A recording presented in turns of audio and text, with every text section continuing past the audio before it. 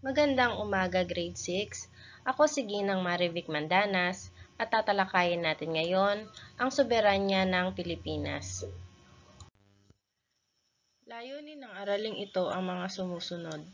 Malaman ang kahalagahan ng soberanya ng Pilipinas. Matukoy ang mga katangian ng soberanya. Malaman ang kahulugan ng soberanya. Malaman kung ano ang mga elemento ng Estado. At malaman ang pagkakaiba ng isang Estado at isang nasyon.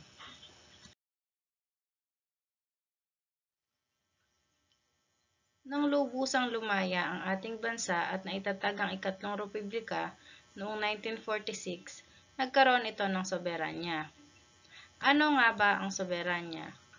Ang soberanya ay ang pagkakaroon ng isang bansa ng kapangyarihan at makapagsarili at mapamahalaan ang buo nitong nasasakupan. Ano nga ba ang kahalagahan ng soberanya sa ating bansa? Mahalaga ang soberanya sa ating bansa upang mapanatili ang kaayusan, gayon din ang ating kalayaan. Mayroon tayong dalawang uri ng soberanya. Ang una ay ang panloob na soberanya at ang pangalawa ay ang panlabas ng soberanya. Ang panloob na soberanya ay kapangyarihang mamahala ng Estado sa sarili nitong teritoryo. May kapangyarihan itong magpatupad ng mga batas sa ikabubuti ng mamamayan at panatilihin at pangalagaan ang kaayusan at katahimikan ng bansa. Ang panlabas na soberanya naman ay ang kapangyarihan ng Estado na mapanatili ang kalayaan ng bansa mula sa pakikialam ng iba. May kapangyarihan din itong makipag-ugnayan at makipagkasundo sa ibang mga bansa at ipagtanggol ang Estado laban sa tangkang pananakop ng iba.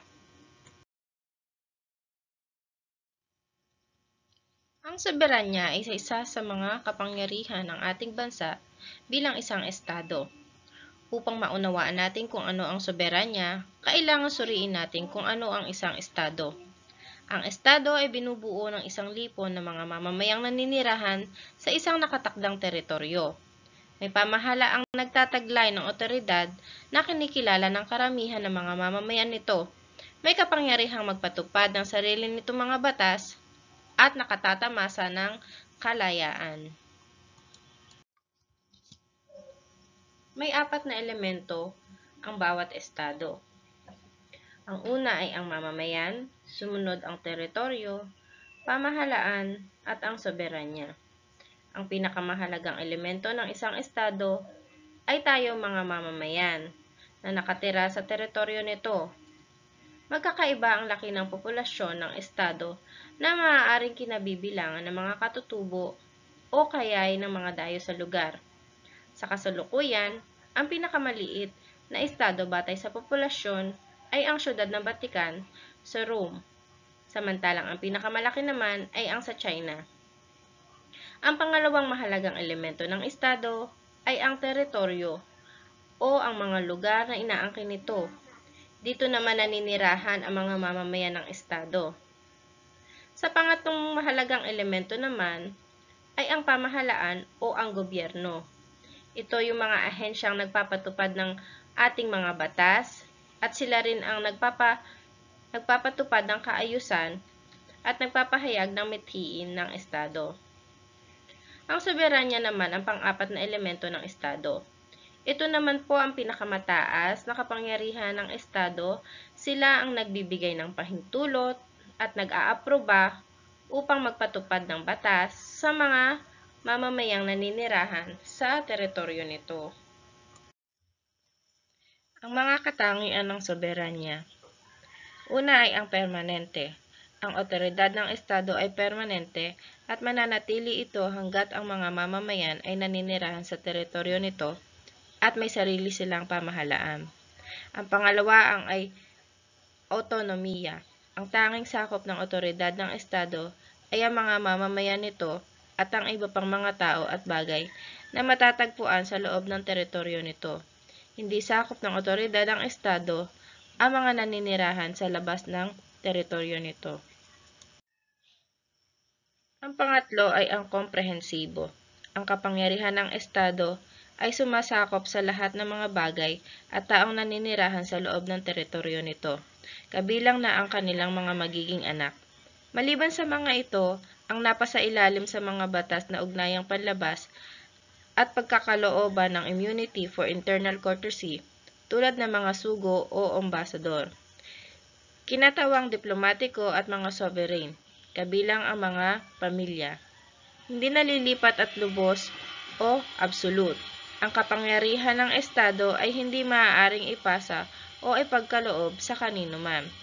Wala ang ibang Estado o taong maaaring magkaroon ng jurisdiction dito. Maaaring bumuo ang isang Estado ng mga ugnayan sa ibang mga bansa o Estado.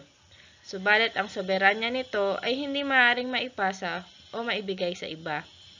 Ang ikalima ay walang taning ang panahon. Ang bisa ng kapangyarihan ng isang estado ay walang taning na panahon. May bisa ito sa ngayon at hanggang sa mga darating na panahon. Ang soberanya ang elemento ng estadong pinakamahirap makamit. Kinakailangan itong kilalanin muna ng ibang mga estadong may soberanya sa daigdig at sa mga nagkakaisang bansa o yung tinatawag nating United Nations. Kapag nakamit ng estado ang soberanya, maaari na nitong ituring ang sarili bilang kapantay ng ibang bansang malaya at estado sa daigdig. Mga dimensyon ng soberanya ng estado. Una ay ang soberanyang panloob.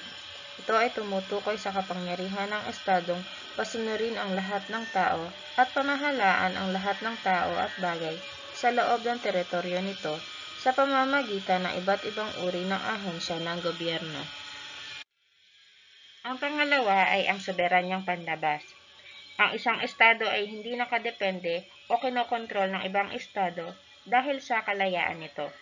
Malaya ito sa anumang kontrol o pakikialam ng ibang mga estado.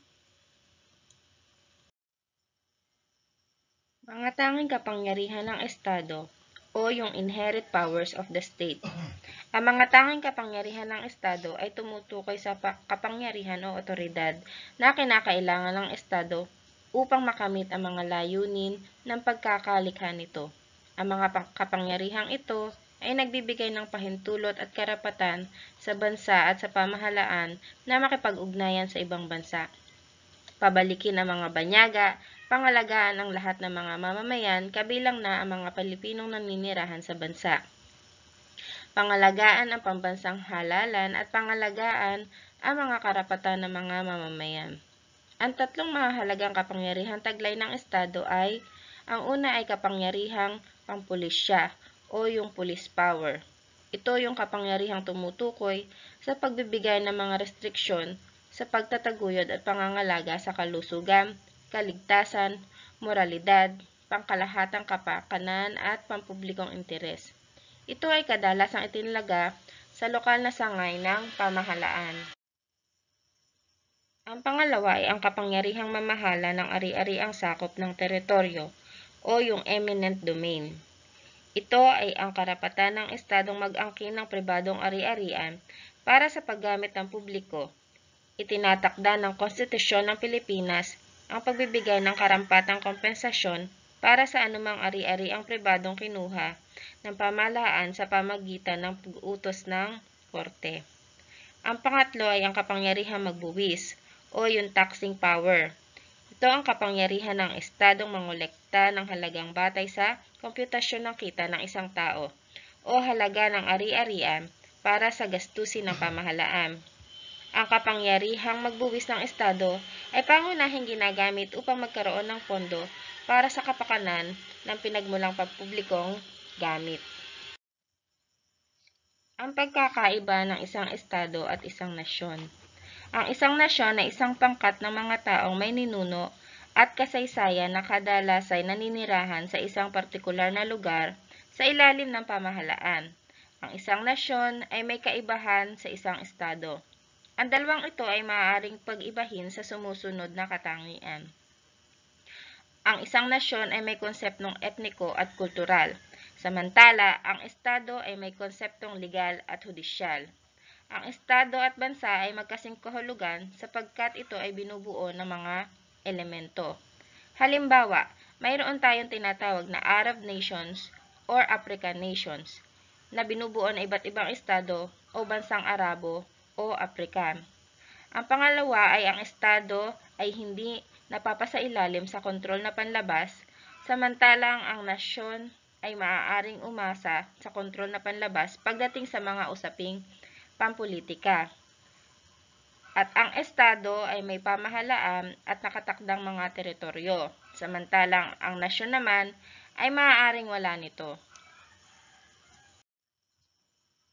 Tulad ng mga nabanggit, maaaring may isang pangkat na mga mamamayang naninirahan sa isang teritoryo at may isang pamahalaan, subalit wala itong soberanya. Maliban na lamang kung kikilalanin ng mga ito ng ibang bansa bilang isang estado. Ganito ang naging kaso na idineklara ni Emilio Aguinaldo ang unang Republika ng Pilipinas noong 1898. Hindi kinilala ang ating bansa bilang isang estado. Dahil dito nanatiling kolonya ng United States of America ang Pilipinas hanggang mabigyan ito ng ganap na kalayaan noong July 4, 1946. Ang pagtatanggol sa kalayaan at ng teritoryo ng bansa. Ang soberanya ng bawat estado ay napapangalagaan kung ang kalagayan ng teritoryo at ng bansa ay patuloy na ipinagtatanggol ng pamahalaan at ng mga mamamayan nito. Bagamat makapangyarihan ng estado, kailangan pa rin nito ang proteksyon ng kanyang mga mamamayan. Ayon sa Saligang Batas ng Pilipinas, Artikulo 2 at Section 4, ang pangunahing tungkulin ng pamahalaan ay paglingkuran at pangalagaan ang sambayanan. Maaaring tawagan ng pamahalaan ng sambayanan upang ipagtanggol ang estado. At sa ikatutupad niyon, ang mga mamamayan ay maaaring atasang maghandog ng personal na serbisyo, militar man o sibil, sa ilalim ng kondisyong itinakda ito ng batas. Tungkulin at pananagutan ng pamahalaan at ng mga sambayanang Pilipino ang pagtatanggol sa ating estado. Iba't ibang kagawaran at mga ahensya ng pamahalaan ang nangangalaga sa katahimikan, kaayusan at kalayaan ng ating estado. Ang kagawaran ng tanggulang bansa o yung Department of National Defense at ang pangunahing kalakip-kawanihan nito, ang Hukbong Sandatahan ng Pilipinas o Armed Forces of the Philippines, ay may tungkuling pangalagaan naman ng ating teritoryo at estado, magpanatili ng kapayapaan at kaayusan at magtaguyod ng umuunlad na ekonomiya. Ang mga kalakip-kawanihan ng Department of National Defense. Government Arsenal. Nakasaad sa Section 12 Republic Act 7898 na ang pamahalaang arsenal ay nararapat na epektibong gamitin sa produksyon ng pangunahing armas, bala at iba pang kagamitang military para sa paggamit ng AFP at Philippine National Police. Sunod ay ang Office of Civil Defense. Sila yung nag-oorganisa ng mga gawain at tungkulin ng iba't ibang ahensya sa pamahalaan, mga pribadong institusyon at mga organisasyong pangsibiko para sa proteksyon at pangangalaga ng buhay at ari-arian tuwing panahon ng kalamidad. Ang sumunod ay ang National Defense College of the Philippines. Nagbibigay ng patuloy at intensibong pag-aaral sa iba't ibang suliraning may kaugnayan sa pambansang pagtatanggol at seguridad.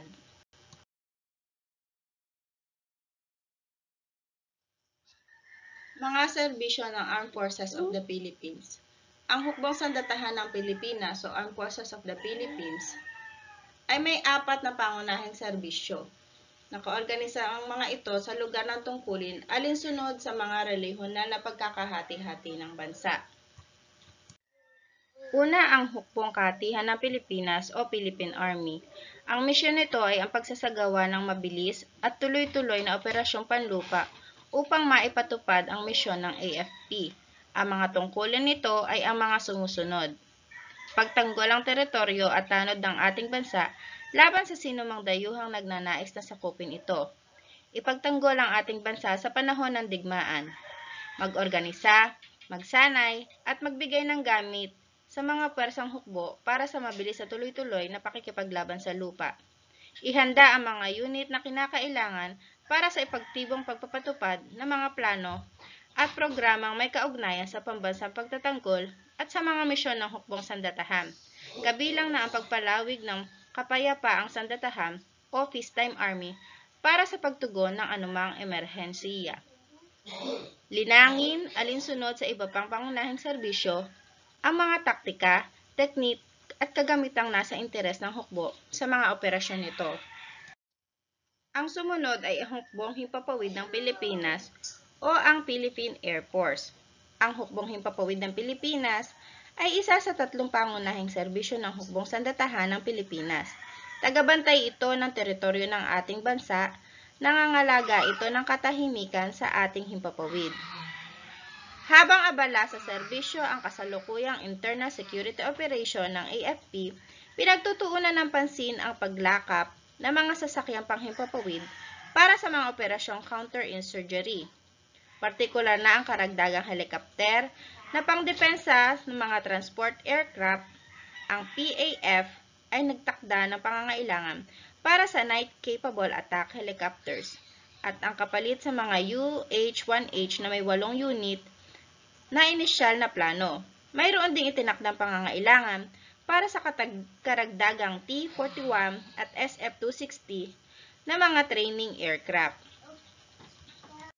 Sumunod ay ang Philippine National Police o ang PNP.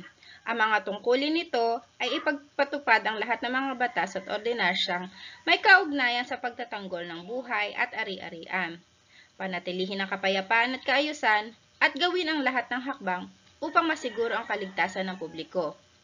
Kabilang na dito, imbestigahan at hadlangan ang mga krimen, arestuhin ang mga kriminal at tumulong sa kanilang paglilitis. Gamitin ang mga kapangyarihang mag-aresto, maghalughog at magkumpiska ayon sa itinakda ng konstitusyon at ng iba pang mahahalagang batas at gampanan ang mga tungkuling itinakda para sa kanila ng batas. Ang sumunod ay ang Hukbong Pangdagat ng Pilipinas o ang Philippine Navy. Sa mga tungkulin nito ay ipagtanggol ang teritoryo ng ating bansa laban sa sinumang dayuhang nagnanais na sakupin ito. Ipagtanggol ang ating bansa laban sa mga kaaway na maaaring dumaan sa iba't ibang anyong tubig sa ating bansa sa panahon ng digmaan. Kabilang sa kanilang tungkulin ang pagpatrol sa ating karagatang dagat upang matiyak na walang makakapasok na dayuhan sa teritoryo ng ating bansa. Gayun din, ay isa sa tungkulin nila ang bantayan ang pagpasok ng mga kontrabando sa bansa. Sa kasalukuyan, ang Philippine Navy ay binubuo ng dalawang ahensya, ang Philippine Fleet at ang Philippine Marine Corps. Ito ay higit pang nahahati sa 6 na Naval Operation Commands, 6 na Naval Support Commands, at 4 na Naval Support Units. Sapagkat napakalawak ng teritoryong tubig ng Pilipinas na kailangang protektahan at ipagtanggol ng Navy. Ang mga naval resources ay itinatalaga sa mga lokasyon kung saan makapagbibigay sila ng epektibong serbisyo. Ang Philippine Marine Corps o ang PMC ay nakoorganisa sa 3 active duty Marine Brigades na binubuo ng kabuoang 10 batalyong Marine. Ang ika-4 na Marine Brigade o yung Reserve, ang Combat Service at Support Brigade, ang Marine Security at Escort Group, at iba pa mga sumusuporta at malalayang unit.